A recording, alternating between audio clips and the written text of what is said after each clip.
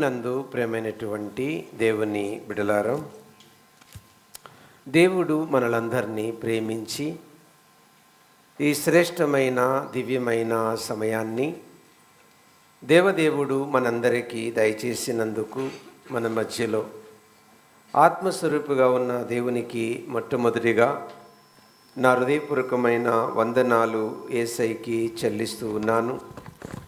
మీరందరూ శ్రద్ధ భయభక్తులు కలిగి మంచి ఫలములు ఫలించాలన్న ఆశ కలిగి దేవుని సన్నిధిలో శ్రద్ధ భయభక్తులతో కూర్చున్న మిమ్మలను అభినందిస్తూ అందరికీ ప్రభు పేరిట క్రిస్మస్ శుభాకాంక్షలు తెలియచేస్తున్నాను. దేవుని బిడ్డలారా, మనము ఈరోజు ధ్యాన భాగంగా మత్తయి సువార్త 1వ అధ్యాయం 1 నుంచి 16 వచనాలను ధ్యాన భాగంగా ఈనాటి భాగాన్ని తీసుకున్నాం. ఈ భాగం అంతటికి ఒక పేరు పెట్టాం. అదేంటంటే యేసు పుట్టుక ఏమి చెప్పింది. ఇందులో ఈ 16 వచనాలు చదువుతూ ఉంటే మనకు యేసు పుట్టుక ఏం చెప్పిందో అర్థమవుతుంది. మొదటిగా యేసు పుట్టుక దేవుడు నమ్మదగిన వాడని చెప్పింది. 2, యేసు పుట్టుక చెడ్డవారు మంచివారు కాగలరని చెప్పింది. 3, యేసు పుట్టుక మరణంలో ఉన్నవారు జీవములోనికి దాటగలరని చెప్పింది. కాబట్టి దేవుని బిడ్డలారా, ఈ 16 వచనాలు చాలా భావగర్భితమైన వచనాలని చెప్పొచ్చు. ఎందుకంటే యేసుక్రీస్తు వంశావళి వంశ వృక్షములో ఆ మాటలు చదువుతున్నప్పుడు బోరు కొట్టినట్టు అనిపిస్తుంది మనకు. కానీ దేవుడు మనకు బోరు కొట్టేలాగుంటే వ్రాయించి ఉండేవాడు కాదు. అందులో ఎంతో అంతరార్థం దాగి ఉంది కనుకనే దేవుడు మన కొరకు గ్రంథస్థం చేయించాడు వంశావళిని. అది ఏంటో ఈ దినం మనము చూడబోతున్నాం. ప్రార్థన చేసుకుందాం. ప్రేమ కలిగిన మా పరలోకపు తండ్రి, వాక్యమనే రొట్టె విరచి ఆత్మకు జీవాహారంగా పెట్టి మమ్మలను సర్వసత్యములోనికి నడిపించమని యేసుక్రీస్తు నామమున అడిగి వేడుకుంటున్నాం మా పరలోకపు తండ్రి, ఆమేన్. దేవుని బిడ్డలారా, గమనించండి. 1వ అధ్యాయం 1వ వచనం ధ్యానం చేద్దాం. 1వ అధ్యాయం 1వ వచనం. అబ్రహాము కుమారుడగు దావీదు కుమారుడైన యేసుక్రీస్తు వంశావళి. మీరు జాగ్రత్తగా గమనించండి. అబ్రహాము కుమారుడు అనే మాట ఉంది. అలాగే దావీదు కుమారుడు అనే మాట ఉంది. అబ్రహాముకు దేవుడు ఎలా కుమారుడు అవుతాడు? దావీదుకు దేవుడు ఎలా కుమారుడవుతాడు? అబ్రహాముకు యేసుక్రీస్తు ఎలా కుమారుడవుతాడు? దావీదుకు యేసుక్రీస్తు ఎలా కుమారుడవుతాడు? ఇది ప్రశ్న. కల్దీల దేశములో అబ్రహాము గారు ఉన్నప్పుడు దేవుడు అబ్రహాముతో చెప్తాడు, నువ్వు లేచి నీ తండ్రి ఇంట నుండి నీ బంధువుల యొద్ద నుండి బయలుదేరి నేను చూపించు దేశమునకు వెళ్ళుము అంటాడు అని ఒక మాట చెప్తాడు. అక్కడ నీకు నేను సంతానమిస్తాను అని చెప్తాడు. ఇంచుమించు ఈ మాట అబ్రహాము గారుకు 75 సంవత్సరాలు వయసు ఉన్నప్పుడు చెప్పడం జరిగింది. చాలా సంవత్సరాలు గడిచిపోయాయి. దేవుడు అబ్రహాము గారికి అబ్రహాము అనుకున్న టైములో దేవుడు బిడ్డలను ఇవ్వలేదు. ఇక అబ్రహాము గారు దేవుని మీద ఉన్న నమ్మకాన్ని విడిచిపెట్టలేదు. కానీ దేవుణ్ణి బాధ పెట్టడం ఎందుకు అని తన ఇంటిలో ఉన్న దాసుల్లో పెద్ద దాసుడైన ఎలియాజర్ను తన ఇంటికి వారసుడిగా చేయాలని నిర్ణయం తీసుకున్నాడు. ఆ సమయంలో దేవుడు అబ్రహాముతో మాట్లాడుతున్నాడు. ఏమని? నీ ఇంటి ఎలియాజరు పెద్ద దాసుడు నీకు వారసుడు కాడు, నీ గర్భవాసమున. ఈ మాట మనం చదవాలి. ఆదికాండము 15వ అధ్యాయము 4వ వచనం. యెహోవా వాక్యము అతని యొద్దకు వచ్చి, ఇతడు నీకు వారసుడు కాడు, నీ గర్భవాసమున పుట్టబోచున్నవాడు నీకు వారసుడు విన్నారు కరునని. కదా? ఇక్కడ ఒక ప్రశ్న. నీ గర్భవాసమున పుట్టబోచున్నవాడు ఎవరు? అబ్రహాముతో దేవుడు అంటున్నాడు, నీ గర్భవాసమున పుట్టబోచున్నవాడు నీకు వారసుడు. ఎవరు ఆ వ్యక్తి? నీ గర్భవాసమున పుట్టబోచున్నవాడు నీకు వారసుడు. ఎవరు ఆ వ్యక్తి? నీ గర్భవాసమున పుట్టబోచున్నవాడు ఎవరు? ఎవరు? ఎవరు?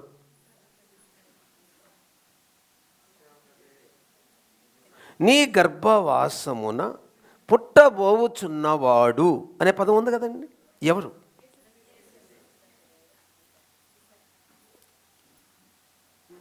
దేవుని బిడ్డలారా, ఒక నిమిషం ఆలోచించండి. యేసుక్రీస్తు అబ్రహాముకు ఎలా కొడుకయ్యాడు? నోట్ దిస్ పాయింట్ ఎవరన్నారు. ప్రశ్న ఏంటంటే, ఇక్కడ దేవుడు అబ్రహాముతో ఏం చెప్పాలనుకున్నాడు? ఇంకా మీకు చూపిస్తాను. ఆదికాండం 22వ అధ్యాయం 18వ వచనం. మరియు నీవు నా ఆదికాండము 22వ అధ్యాయము 18వ వచనం.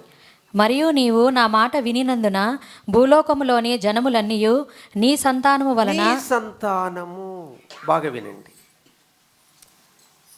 ఆదికాండం 15వ అధ్యాయం 4వ వచనం.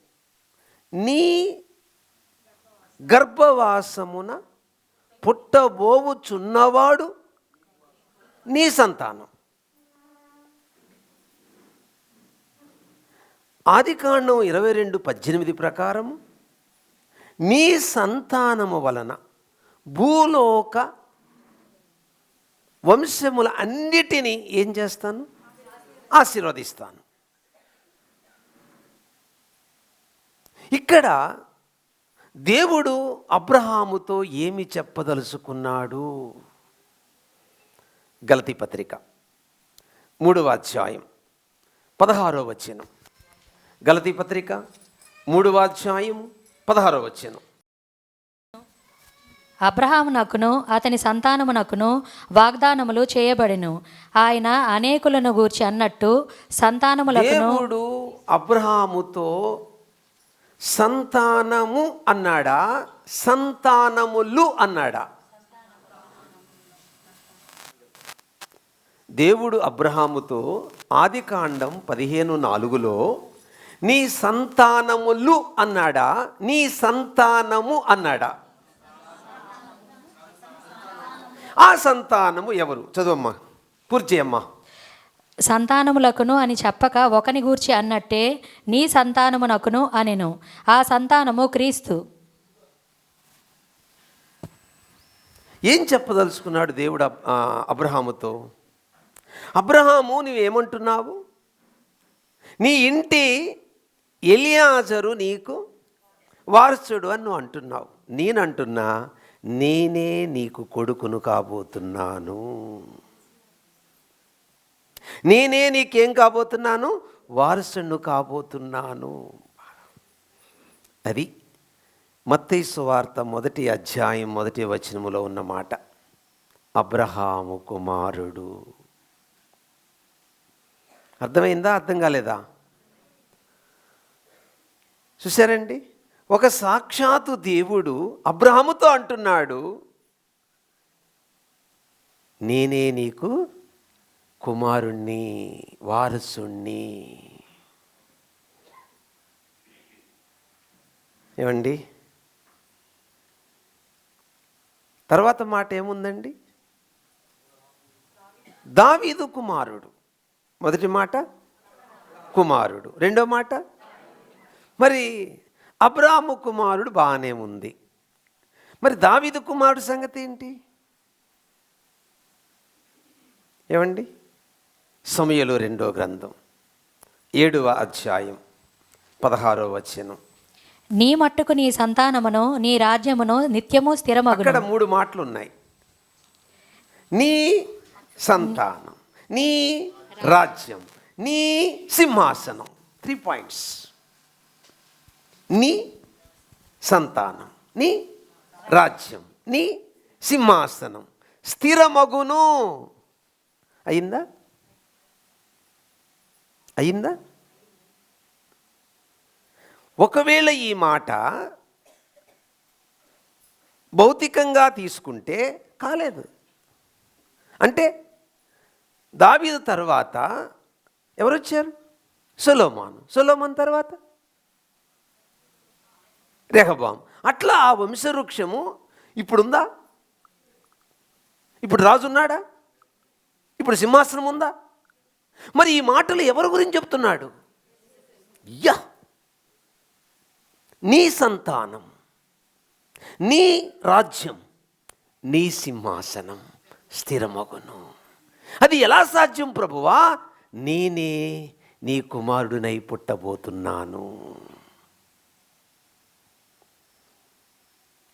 అబ్రాహాముతో ఏమన్నాడు?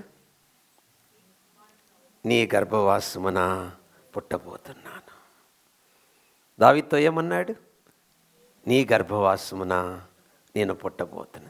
అందుకు అబ్రహాముకు యేసుక్రీస్తు ఏమయ్యాడు? అందుకు దావీదుకు యేసుప్రభు ఏమయ్యాడు? దావీదు కుమారుడేనుందా? జాగ్రత్తగానండి. దేవుడెవరు?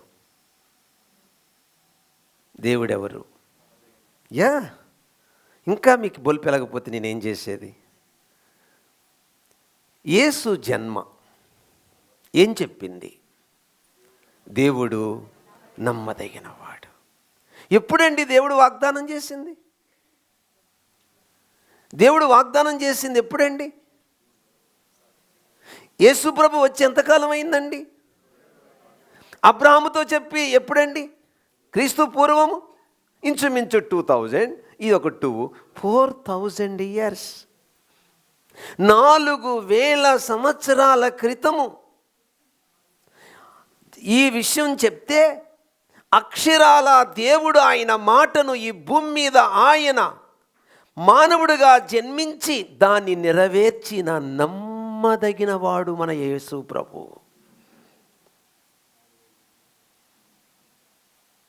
ఎంత నమ్మదగిన దేవునికి మనం పిల్లలమయ్యాము. ఇలాంటి ఎవిడెన్స్, ఇలాంటి ఆధారం ఎక్కడా మనకు దొరకదు. అందుకే మనం ధన్యులమండి.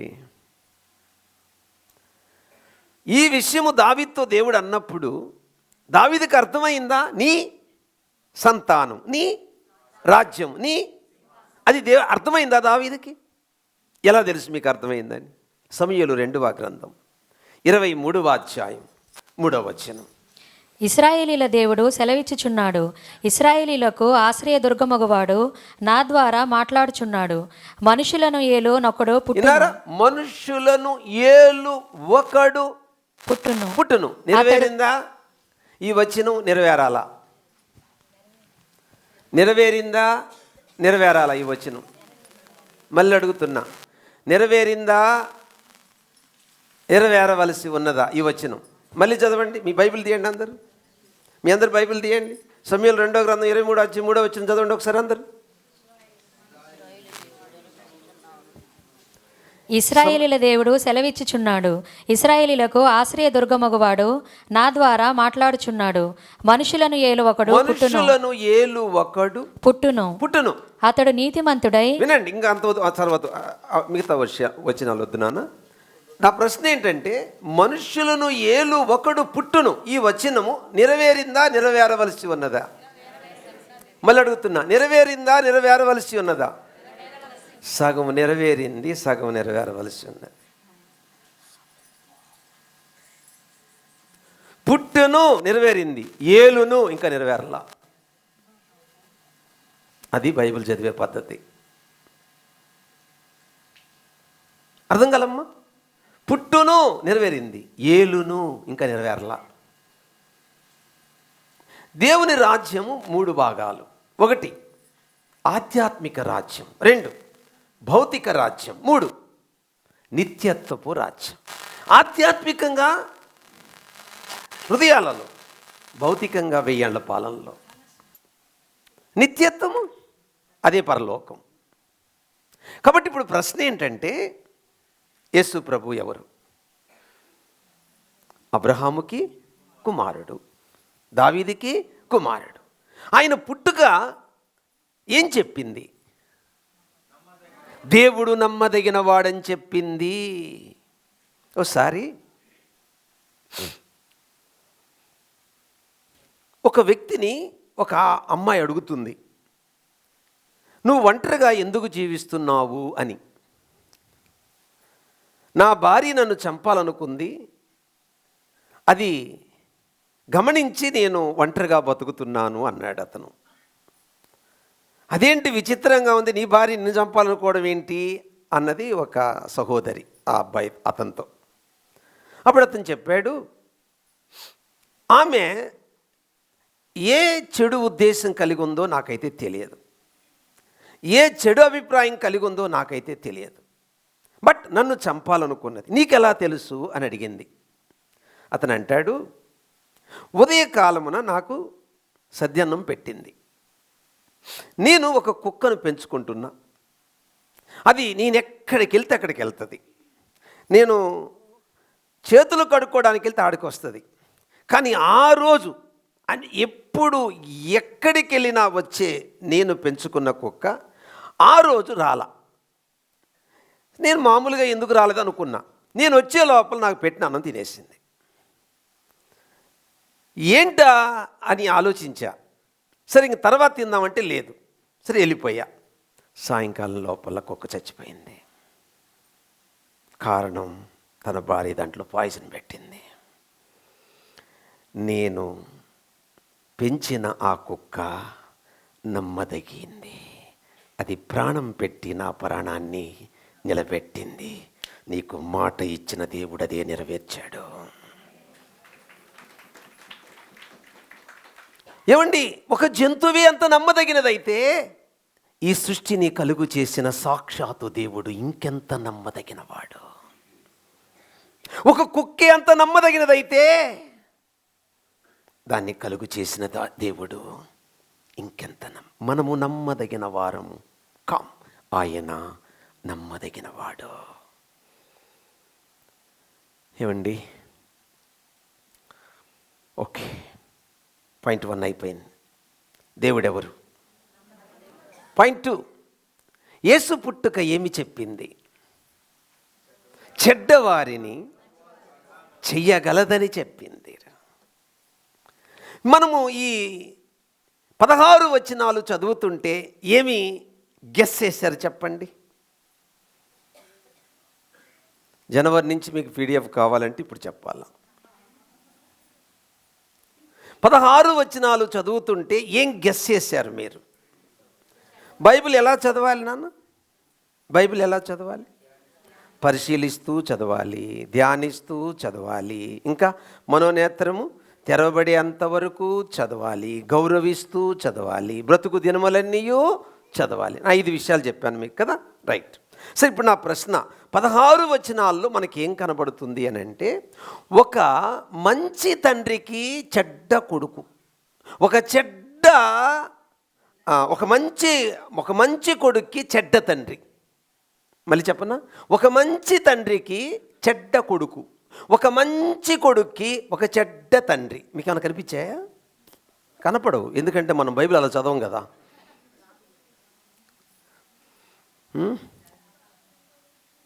10వ వచనం, మత్తయి సువార్త 1:10.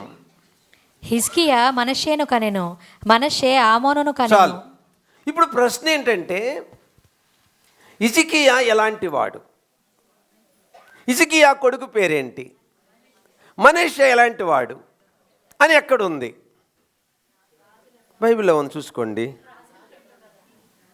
రాజుల 2వ గ్రంథం 20వ అధ్యాయం 2-3 వచనాలు. హిజ్కియా ఎలాంటి వాడో చూద్దాం.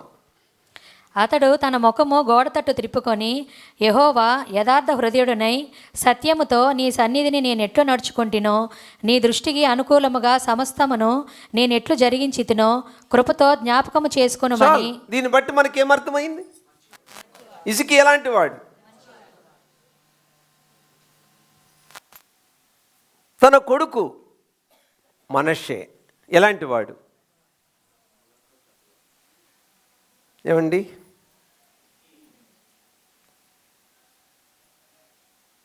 ఇరవై 21. ఇశ్రాయేలీయుల ఎదుట నిలువకుండా యెహోవా లయము చేసిన జనములు జరిగించిన చెడుతనమును మించిన చెడుతనము చేయునట్లు మనష్షే వారిని రేపెను. ఒక మంచి తండ్రికి ఏ కొడుకు పుట్టాలా? ఏ కొడుకు పుట్టాడు? అలా పుడతారా?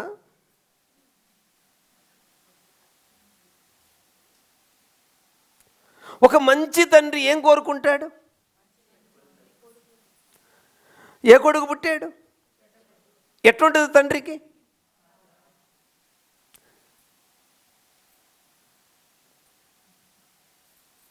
ఒక మంచి తండ్రికి ఒక చెడ్డ కొడుకు పుట్టాడు. ఎంత చెడ్డ కొడుకు అంటే,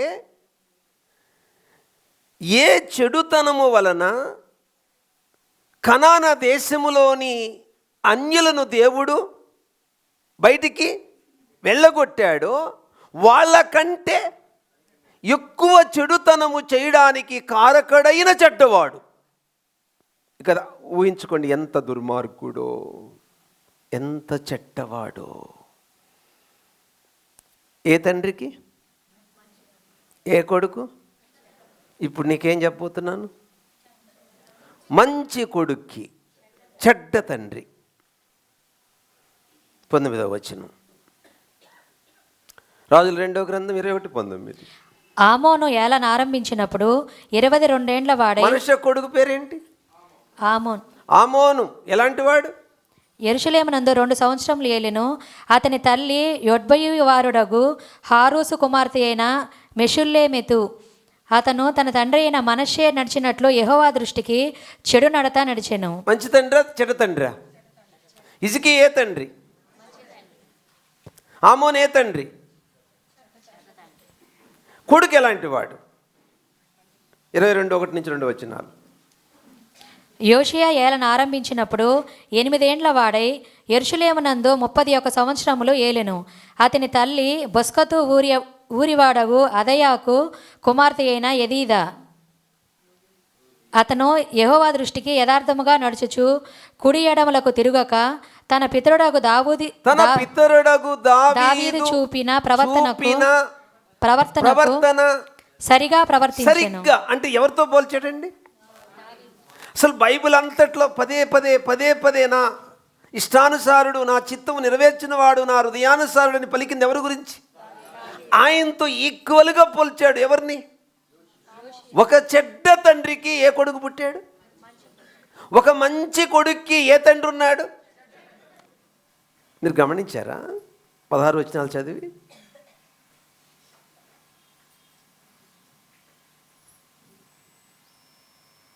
ఏమండి,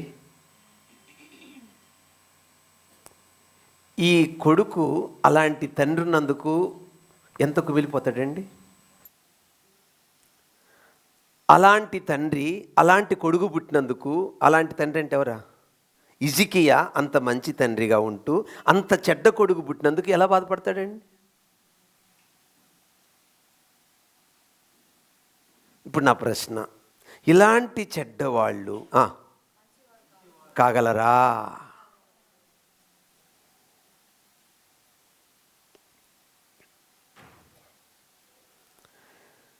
భయంకరమైన దొంగతనాలు చేస్తున్న ఒక వ్యక్తి మారాడు.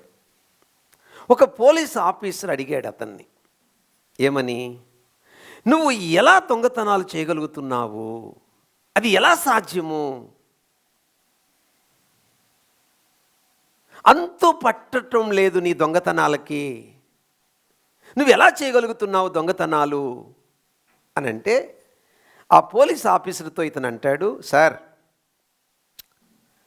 మీ మిస్సెస్కి ఒక చీర కట్టుకోమని చెప్పండి, ఆ చీర తెచ్చి మీ చేతిలో పెడతానన్నాడు. పోలీస్ ఆఫీసర్కి ఎట్లుంటుంది? ఏమన్నాడు? మీకు నచ్చిన చీర కట్టుకోమని చెప్పండి మీ మిస్సెస్ని, ఆ చీర తెచ్చి మీ చేతిలో పెడతానన్నాడు. ఎట్లుంటుంది మీరు చెప్పండి? పౌరుషము వస్తుంది కదా, పోలీసు కదండి. ఓకే అన్నాడు. ఆయన చెప్పాడు పలానా శారీ కట్టుకోమని. ఈ దొంగ చిరంజీవిలో వాటర్ పోసుకున్నాడు. చిరంజీవి తెలుసు కదా, చిరంజీవి కాదు. ఓకే. ఈ వాటరు పోసుకున్న తర్వాత కిటికీలో నుంచి కొట్టాడు. దేని మీద? ఆమె పండుకున్న శారీ మీద. ఆమె పండుకొని ఉంది, రెస్ట్ తీసుకొని ఉంది. ఏంది వాటర్ పడిందని కిటికీలో చూసింది, ఆడేం కనపడలా. మళ్ళీ పడింది, అరే తడిసిందని చెప్పి ఇప్పి బయట వరండాలో ఆరేసి వచ్చింది. వీడు చక్కగా శారీ తీసి పోలీస్ ఆఫీస్ చేతిలో పెట్టొచ్చాడు.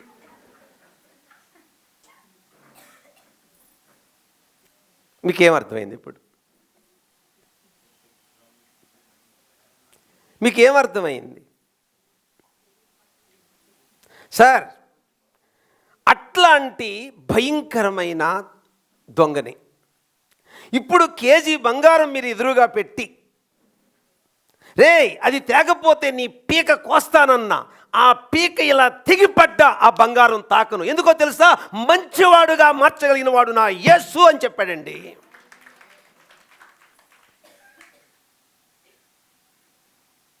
యేసు పుట్టుక.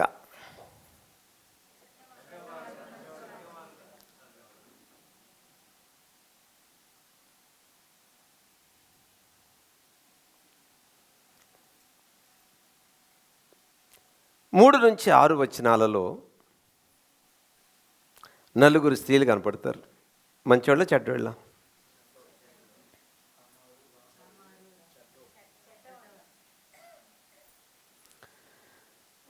తామారు గురించి ఎక్కడ దొరుకుద్ది బైబిల్లో? మనకు బైబిల్లోనే దొరుకుద్ది. ఆదికాండం 38వ అధ్యాయంలో దొరుకుద్ది. ఎవరి గురించి?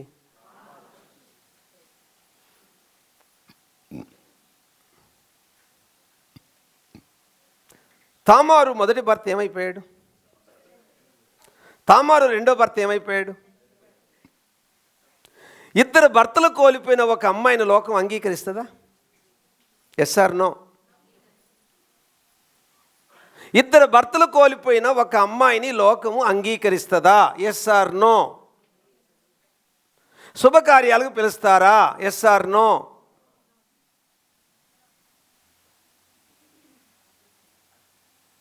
ఇద్దరు భర్తలను కోల్పోవడమే కాకుండా అక్రమ సంబంధముతో ఎవరిని కనింది? బిడ్డను కన్నది. అలాంటి స్త్రీకి సమాజంలో విలువ ఉంటుందా? అలాంటి స్త్రీని సమాజం చేర్చుకుంటుందా? చెప్పండి. ఎందుకని?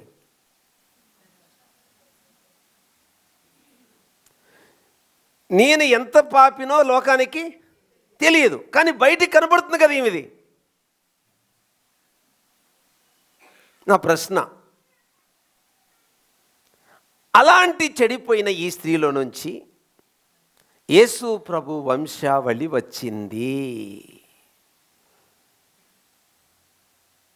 ఈ యేసు పుట్టుక ఏం చెప్తుంది అని అంటే, అంత చెడిపోయిన ఆ స్త్రీని లోకం అంగీకరించదు, కానీ నేను ఆమెను అంగీకరిస్తాను.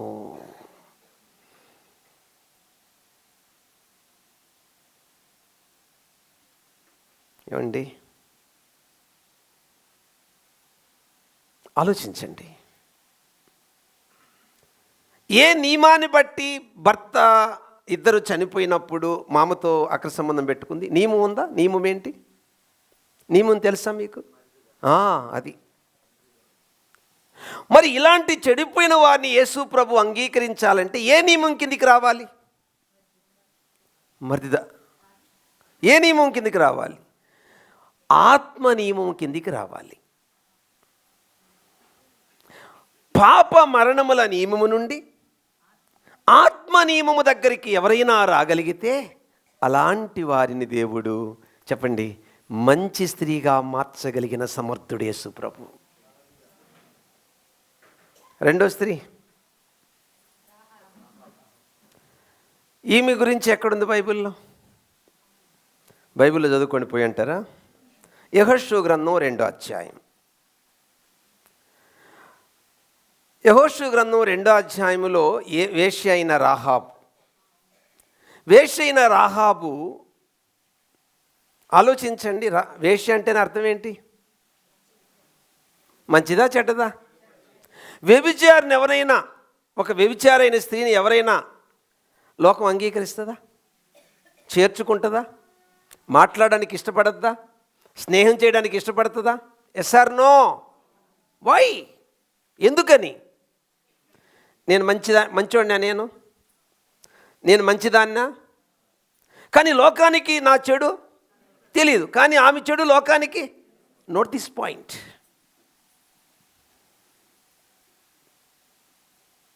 లోకం అలాంటి స్త్రీని అంగీకరించదు, కానీ యేసు అంటూ పుట్టుకంటుంది, అలాంటి చెడిపోయిన స్త్రీని కూడా నేను అంగీకరిస్తాను. అది ఎలా సాధ్యం ప్రభువా అని అడిగితే, దట్ ఈజ్ ఫెయిత్. ఏగులు వారిని పంపుతాడు యెహోషువ కదా. అప్పుడు ఏమనిందండి ఆమె? అయ్యా, ఎర్ర సముద్రమును దేవుడు ఎలా ఎండిపోజేసెనో, రాజులను ఎలా హతమార్చెనో విని మా గుండెలు కరిగిపోయినవి. అంటే ఏముందండి దేవుని మీద ఆమెకి? అది ఎంత చెడిపోయినా యేసు క్రీస్తునందు విశ్వాసం ఉంచగలిగితే చెడిపోయిన వారిని దేవుడు మంచి వారిగా మార్చగలడు. నెంబర్ 3, అప్పుడే రూతు. ఏమండి, ఈమె గురించి ఎక్కడుందండి? అంతేనా? ఈమె మూల పురుషుడు ఎవరండి? ఎక్కడున్నాడండి ఆయన? ఆదికాండం 19:37లో మీరు గమనిస్తే మూల పురుషుడు ఎవరు చెప్పండి? లోతు పెద్ద కుమార్తెకు పుట్టిన వాడి పేరే మోయా. వినండి, ఒక అమ్మాయి కానీ ఒక అబ్బాయి కానీ వాళ్ళ తండ్రి పుట్టిన అమ్మాయి కాదు, వాళ్ళ తండ్రి వంశవృక్షం బాగలేదు, వాళ్ళ తల్లి వంశవృక్షం బాగలేదు, వాళ్ళ తల్లి పరాయి పురుషుడితో ఈ అమ్మాయిని కన్నది అంటే ఎవరైనా ఆమెను అంగీకరిస్తుందా లోకం? అంతే కదా ఇప్పుడు కనపడింది ఇక్కడ. ఎవరయ్యా మూల పురుషుడు అంటే తండ్రితో అక్ర సంబంధము కలిగి పుట్టినటువంటి ఈమెను లోకం అంగీకరిస్తుందా? ఒక పాపను గురించి, ఒక బాబుని గురించి మాట్లాడుతూ, మీ అమ్మ జీవితం బాగలేదు, మీ అమ్మ భర్తను వదిలేసింది, ఫలాని వ్యక్తితో నువ్వు పుట్టావంటే వాడు తలెత్తుకొని తిరగలడా? అలాంటి స్త్రీని లోకం అంగీకరిస్తుందా? ఆలోచించండి. ప్రభు అంటున్నాడు, అంత చెడిపోయినా ఆమె నేను అంగీకరిస్తాను అంటున్నాడు. ఎలా ప్రభువా? ఆమె తీసుకున్న తీర్మానం. రూతు గ్రంథం 1వ అధ్యాయం 16వ వచనంలో ఏమంటది? వర్పతో చెప్పుద్ది వెళ్ళిపోమ్మని, వర్ప వెళ్ళిపోతుంది, కానీ రూతు వెళ్ళిపోదు. ఏమంటుందండి? నీ జనమే, నువ్వెక్కడికి వెళితే, నువ్వెక్కడ నివసిస్తే నీ దేవుడే.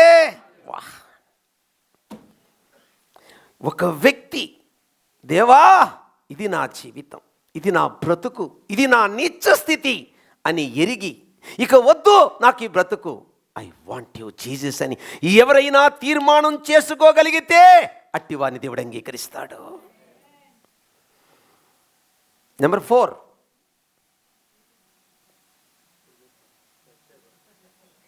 అని ఉంది అక్కడ.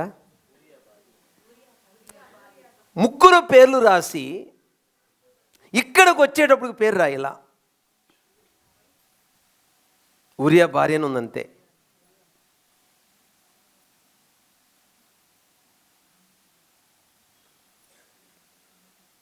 బైబిల్ చదివే పద్ధతి అదేనండి.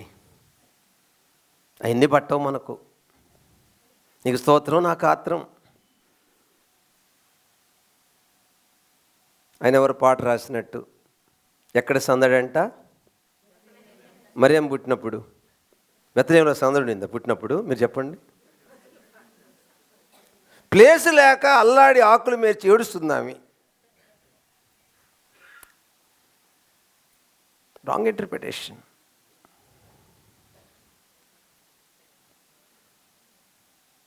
బైబిల్ జాగ్రత్తగా చదవాలండి, జాగ్రత్తగా చదవాలి.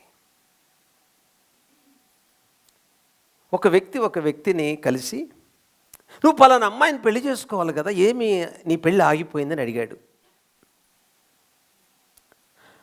నేను చేసుకున్న అమ్మాయిని అన్నాడు. అదేంటి అలా అంటున్నావు అని అంటే, ఫలాని వాడి భార్య నేనెట్ట చేసుకుంటాను అన్నాడు. మీకు అర్థం కాల ఇంకా? ఒక అబ్బాయి ఒక అమ్మాయిని పెళ్లి చేసుకోవాలనుకున్నాడమ్మా. తీరా చరిత్ర తెలిసింది ఏమని, ఒకప్పుడు ఆమె ఇంకొకరికి భార్య. తెలియగానే ఏం చేశాడు? నాకు వద్దు అమ్మాయి అన్నాడు. అంటే అంగీకరించాడు అమ్మాయిని? ఒక స్త్రీకి భర్త ఉండి లేక పురుషుడికి భార్య ఉండి వదిలేస్తే లోకం అంగీకరిస్తుందా? పురుషులు అంగీకరిస్తుందేమో, అదేం పని లోకం నాకు అర్థం కాదు. అంగీకరిస్తుందా? మనం స్త్రీ గురించి మాట్లాడుకుంటున్నాం. మీరు చెప్పండి, దావీదు గారు వయసు ఎంతండి? బెత్షెబాను రమ్మని పిలిచినప్పుడు దావీదు గారు వయసు ఎంత తెలుసా మీకు? తాత వయసు.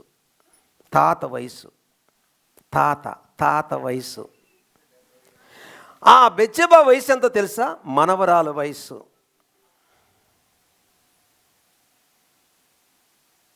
ఏమండి, పాపం ఎంత ప్రమాదకరమైందో తెలుసా మీకు? పాపం ఎంత డేంజరో తెలుసా మీకు? ఏమండి, ఒక తాత వయసు కలిగిన వాడు మనవరాలు వయసుతో పాపం చేస్తాడండి?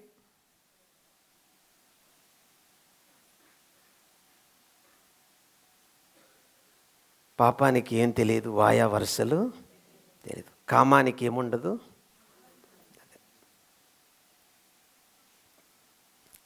ఎంత డేంజర్ అండి, ఎంత డేంజర్ అండి. జాగ్రత్తగా ఉండాలి. ముఖ్యంగా యవన రాండ్లతో చెప్తున్నా, మీ కన్యత్వాన్ని కాపాడుకోవాలి మీరు.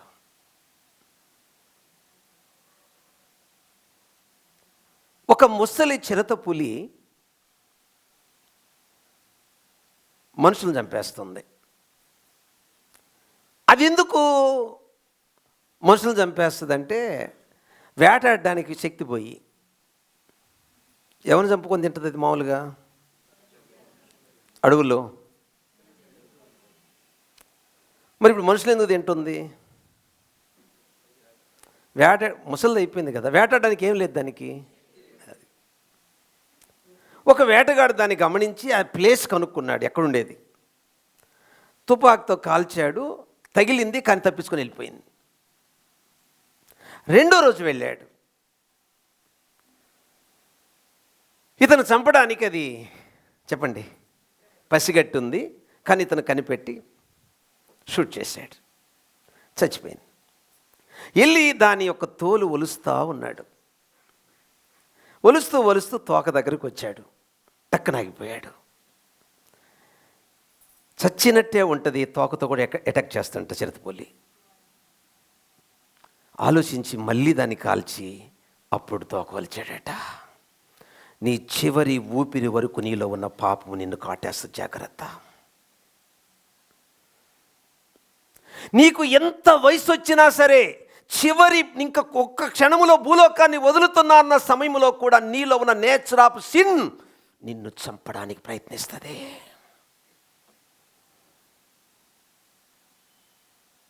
అలాంటి నీచాతి నీచులైన ఈ చెడిపోయిన లోకాన్ని అంగీకరించడానికి యేసుప్రభు ఈ లోకంలో పుట్టాడు.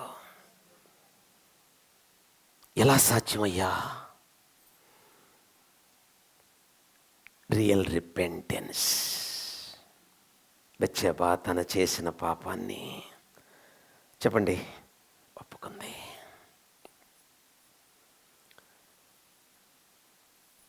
ఎన్నో అంశం ఇది? 4వ అంశమా?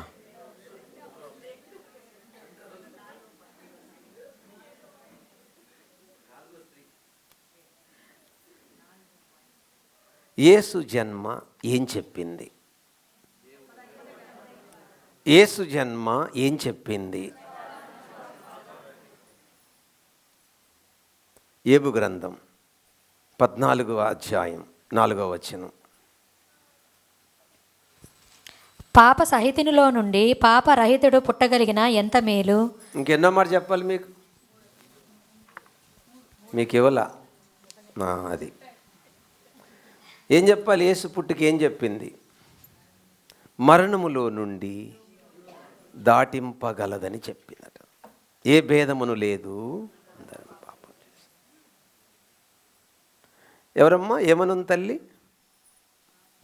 పాప సహితునిలో నుండి పాపరహితుడు పుట్టగలిగిన ఎంత మేలు. అర్థం చెప్పండి.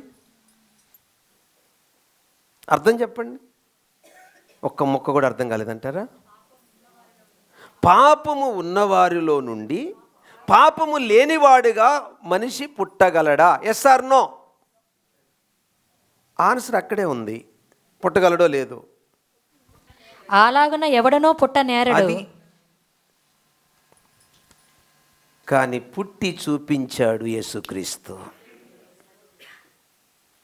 ఎక్కడుంది ఈ మాట? లూకాసు వార్త 1వ అధ్యాయం 35వ వచనం. లూకాసు వార్త 1వ అధ్యాయం 35వ వచనం. సర్వోన్నతిని శక్తి నిన్ను కమ్ముకొనును గనుక పుట్టబోవు శిశువు పరిశుద్ధుడై దేవుని కుమారుడు అనబడును. పుట్టబోవు శిశువు అర్థమైంది తల్లి? మొత్తం ఎంతమంది ఉన్నారు యేసు ప్రభు వంశావళిలో స్త్రీలు? రెండోసారి యేసు ప్రభు వంశావళిలో స్త్రీలు పేర్లు, స్త్రీలు అనే మాట ఎంతమంది ఉన్నారు? 6. స్త్రీలు అనే మాట యేసు ప్రభు వంశవృక్షములో పేరు కానీ లేకుంటే స్త్రీ అనే మాట కానీ ఎంతమంది ఉన్నారు? 3. ఎస్, మరియమ్మతో పాటి 5. ఇప్పుడు నా ప్రశ్న, మరియమ్మ గర్భములో నుంచి యేసు ప్రభు వచ్చాడు. ఇప్పుడు మరియమ్మ పరిశుద్ధురాలా పాపా?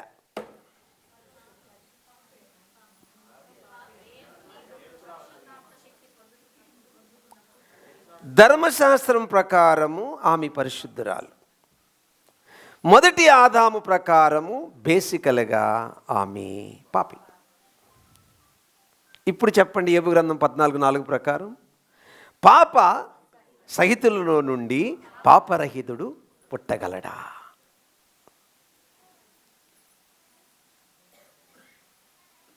అది ఎలా సాధ్యం?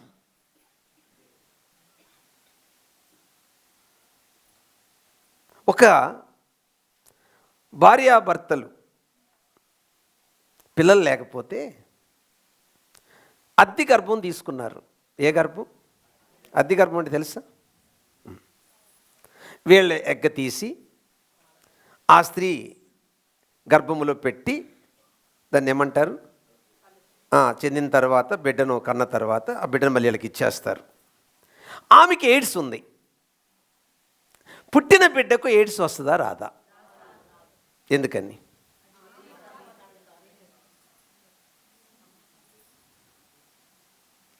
ఇప్పుడు మరియమ్మ కొడుక యేసు ప్రభు, యేసేపు కొడుక?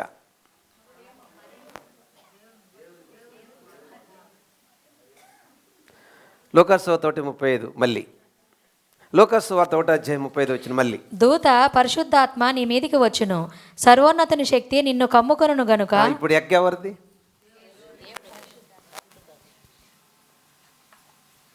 చదువమ్మా. సర్వోన్నతుని శక్తి నిన్ను కమ్ముకొనును గనుక పుట్టబోవు శిశువు పరిశుద్ధుడై దేవుని కుమారుడు అనబడును. విన్నారా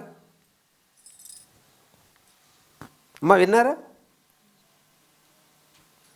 పురుషుని యొక్క బీజములో నుండి వస్తే ఏ కుమారుడు అంటారు? యేసేపు కుమారుడు అంటారు. ఆ ఎగ్ దేవుడే కలుగు చేశాడు కాబట్టి ఎవరు కుమారుడయ్యాడు? యేసు పుట్టుక ఏమి చెప్పింది? థర్డ్ పాయింట్, మరణములో నుండి జీవములోనికి దాటింప చేయగలడని చెప్పింది. ఎందుకు మనం ఈరోజు పరిశుద్ధులమయ్యాం? ఎలా ఈరోజు మనం పరిశుద్ధులమయ్యాం? ఇంత చెడిపోయిన మమ్మల్ని ఎలా మనము దైవ సంతానము అయ్యాం? ఎలా దేవునికి పిల్లలమయ్యాం? ఏమండి, ఏ మరియమ్మను కన్యక అని పిలిచారో, ఏ మరియమ్మను పరిశుద్ధురాలని పిలిచారో, ఏ మరియమ్మను కలంకము లేదు అని పిలిచారో, ఆ మరియమ్మ లిస్టులో మిగిలిన స్త్రీలో చేర్చిన వాడు యేసు ఒక్కడే.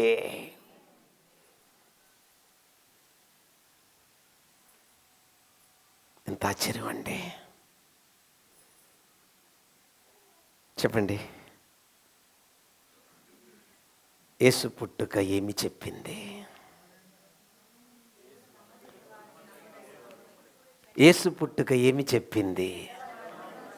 ఎంత చెడ్డవారినైనా యేసు పుట్టుక ఏమి చెప్పింది? కనెను కనెను కనెను అనే పదం ఎవరికి అంటారు? మగవాళ్ళకి అంటారా, ఆడవాళ్ళకి అంటారా? మరి ఎవరు కన్నారని ఉంది ఇక్కడ? చదివారా మీరు 16 వచనాలు? ఎవరు కన్నారని ఉంది?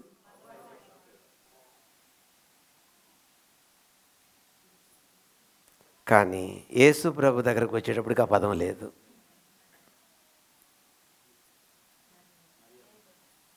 Note this point your honour. అక్కడ కనెను కనెను కనినే అంటే పురుషుని యొక్క ఎగ్. ఇక్కడ ఆ పదం వాడలేదంటే దేవుడు పెట్టిన ఎగ్గలో నుంచి పరిశుద్ధుడు పాప సహితురాలైన ఆమెలో నుండి పాపము లేనివాడుగా యేసు పుట్టాడు.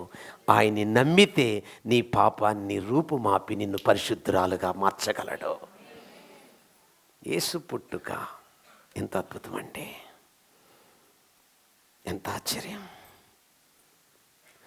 ఇవన్నీ మనకు అర్థమైనప్పుడండి లోకానికి వేరై బ్రతుకుతామండి. మనం ప్రత్యేకంగా బ్రతుకుతామండి. మూర్ఖులైన ఈ తరము వారికి వేరై బ్రతుకుతాం.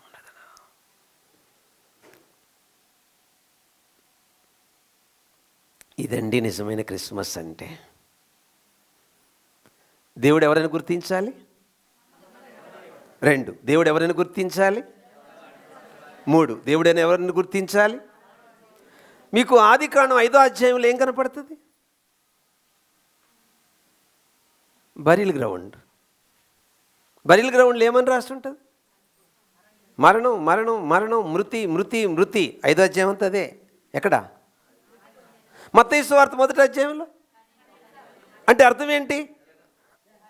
ఆదికాండము అంటే మొదటి ఆదాము ద్వారా ఏమొచ్చింది? అందరికీ మరణం. కడవరి ఆదాము ద్వారా ఏమొచ్చింది? జీవం.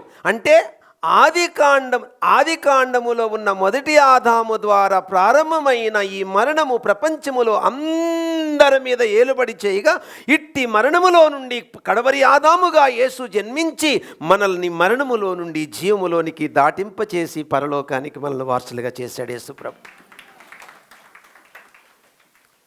ఇదండి యేసు ప్రభు చేసిన అద్భుతం.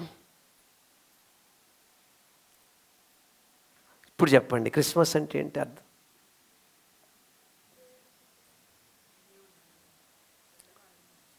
క్రైస్ట్ అంటే ఏంటి?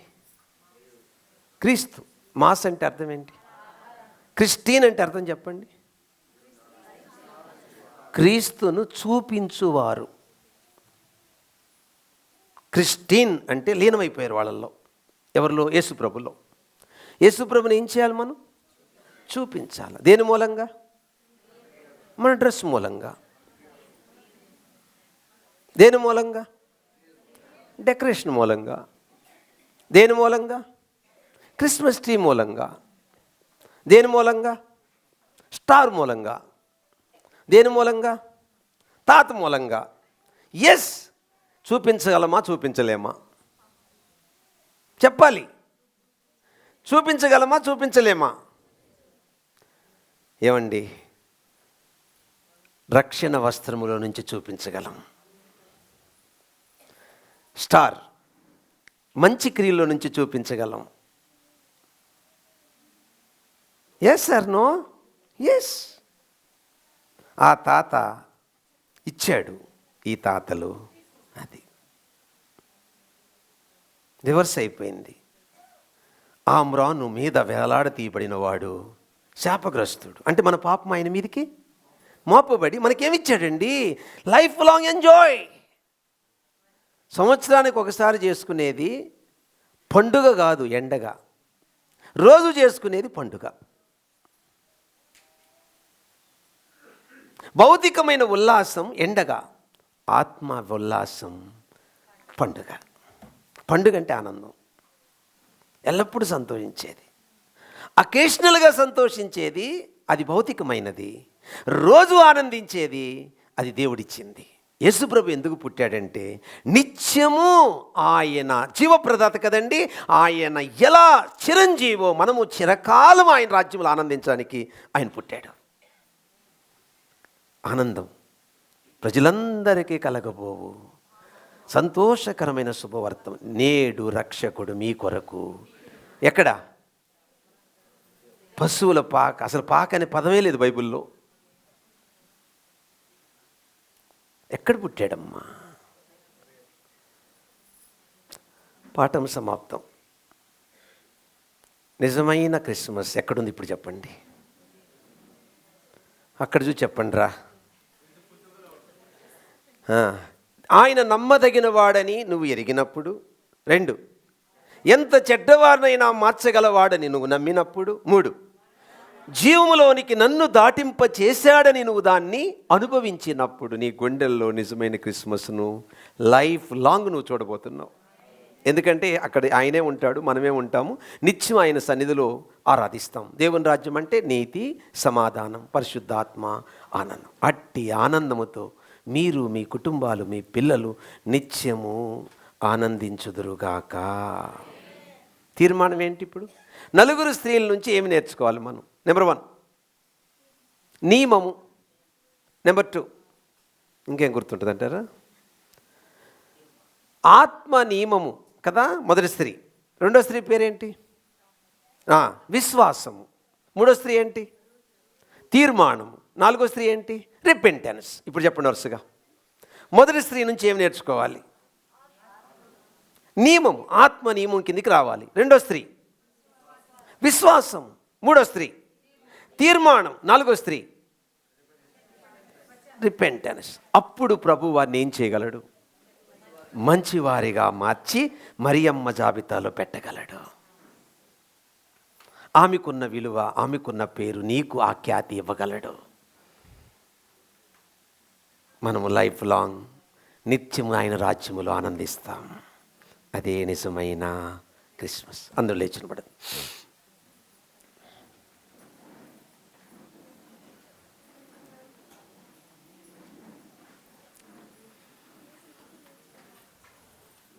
ఒక్క నిమిషం తలలు వంచి కళ్ళు మూసుకొని ప్రభుతో చెప్దాం. యేసయ్యా, నా జీవితంలో క్రీస్తు పుట్టుక ఏం చెప్పిందో నేను అనుభవించానా, అనుభవించలేకపోయానా? దేవుడు ఎంత నమ్మదగినవాడు. నీ భర్త నిన్ను విడిచిపెట్టినా, నీ భార్య నిన్ను విడిచిపెట్టినా, నీ పిల్లలు నిన్ను విడిచిపెట్టినా, నీ తోబుట్టువులు నిన్ను విడిచిపెట్టినా, వాళ్ళు మోసం చేసినా, వాళ్ళు నట్టేట్లో ముంచినా, నీ కొరకు ప్రాణం పెట్టిన యేసు నిన్ను ఎడవడు, ఎడబాయడు.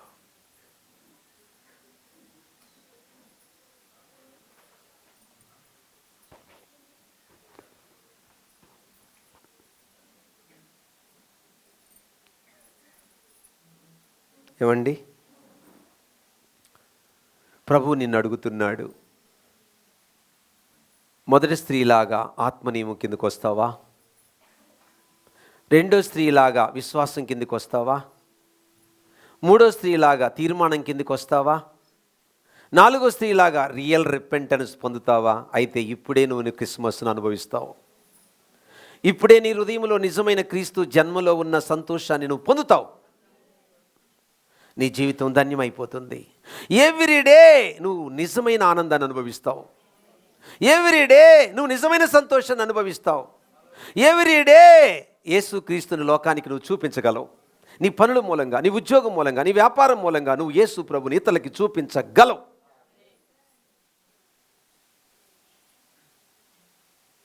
ఆచారంగా జరుపుకునేది భౌతికమైనది, ఆత్మలో జరుపుకునేది శాశ్వతమైనది. ప్రభువుని అడగండి, ప్రభువా ఈ దినమున యేసు పుట్టుక ఏం చెప్పిందో 3 విషయాలు విన్నాను.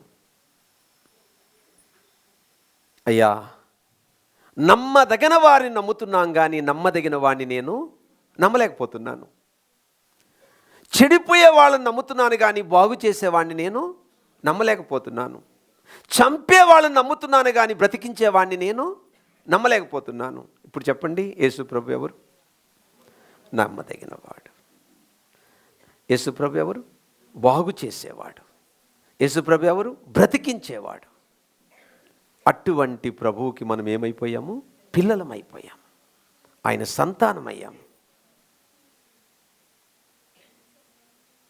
ఈ భాగ్యం ఇచ్చిన ప్రభువుకి థ్యాంక్స్ చెప్పండి. అయ్యా, ఘోరమైనటువంటి ఈ భూలోకములో పాపుల మధ్య 33.5 సంవత్సరాలు నువ్వు జీవించింది నా కోసమేనా? పుట్టినప్పుడు స్థలము లేదు, జీవించడానికి ఇల్లు లేదు, చనిపోయినప్పుడు సమాధి లేదు. ఎందుకయ్యా? నీ దారిద్రత మమ్మలను ఐశ్వర్యవంతులుగా చేసింది. ఇటువంటి భాగ్యము నాకు ఇచ్చావు, ఇటువంటి సంతోషము నాకు ఇచ్చావు. భౌతికమైన ఉల్లాసము శాశ్వతమైనది కాదు. ఆత్మ సంబంధమైన ఆనందము శాశ్వతంగా నేను అనుభవిస్తాము. అదే నిజమైన పండుగ, అదే నిజమైన పండుగ. అలా నేను బ్రతకడానికి, అలా నేను జీవించడానికి, అలా క్రీస్తును ఇతరులకి చూపించడానికి నీ కృప నాకిమ్మని 2 నిమిషాలు అందరూ ప్రభువుని అడిగి ఆయన స్తుతించండి. అదే క్రైస్ట్ మాస్, క్రీస్తును ఆరాధించడం.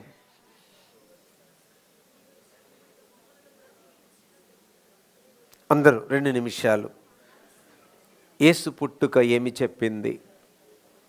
ఎప్పుడో 100 సంవత్సరాల క్రితం చెప్పిన మాట ఎంత చక్కగా దేవుడు నెరవేర్చాడు. నిన్ను ఏలడానికి అదే దేవుడు రాబోతున్నాడు. ఆయన ఉండు స్థలములో నిన్ను ఉంచడానికి ఆయన రాబోతున్నాడు.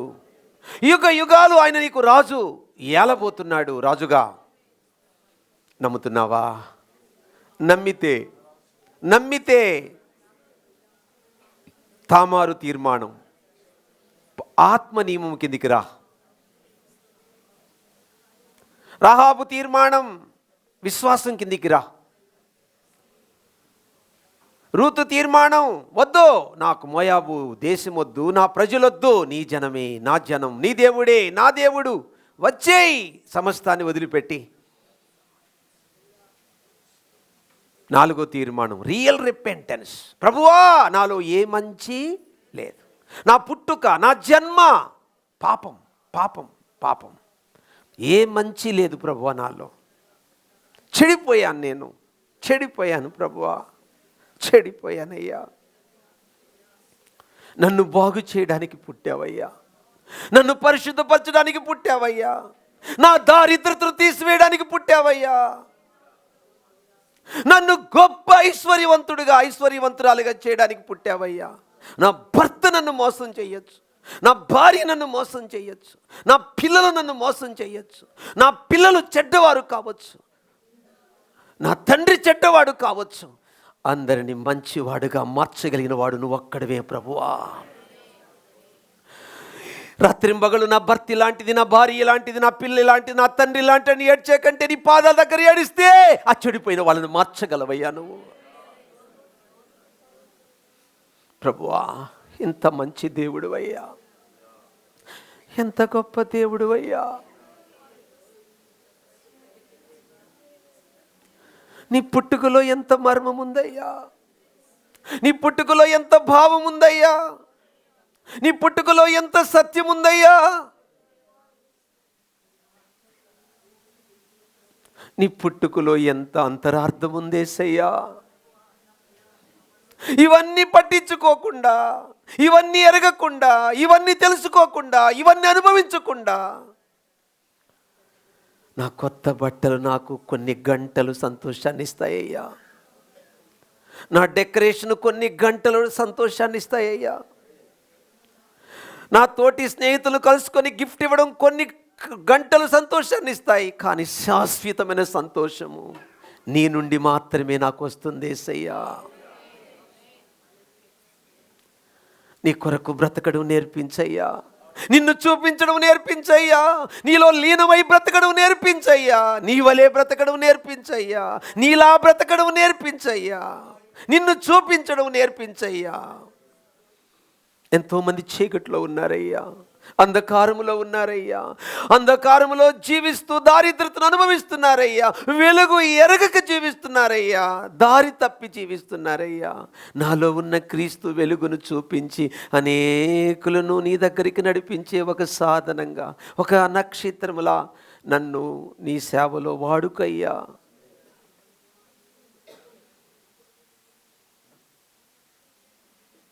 అత్యంత ప్రేమ కనికరం కలిగిన మా పరలోకపు తండ్రి, ఈ దినమున మీరందించిన దివ్యమైన శ్రేష్టమైన పరలోక వర్తమానంకై నీకు మహిమ కలుగునుగాక. క్రీస్తు పుట్టుకలో ఉన్న ఆ భావగర్భితమైన భావాన్ని వివరించినందుకు నీకు మహిమ కలుగునుగాక. యేసు పుట్టుకలో దేవుడు నమ్మదగిన వాడని చెప్పింది, యేసు పుట్టుగా ఎంత చెడ్డవారినైనా మార్చగలవాడు దేవుడని చెప్పింది, యేసు పుట్టుగా చచ్చిన వారిని బ్రతికించి లైఫ్ లాంగ్ చిరంజీవులుగా మార్చగలవాడని చెప్పింది.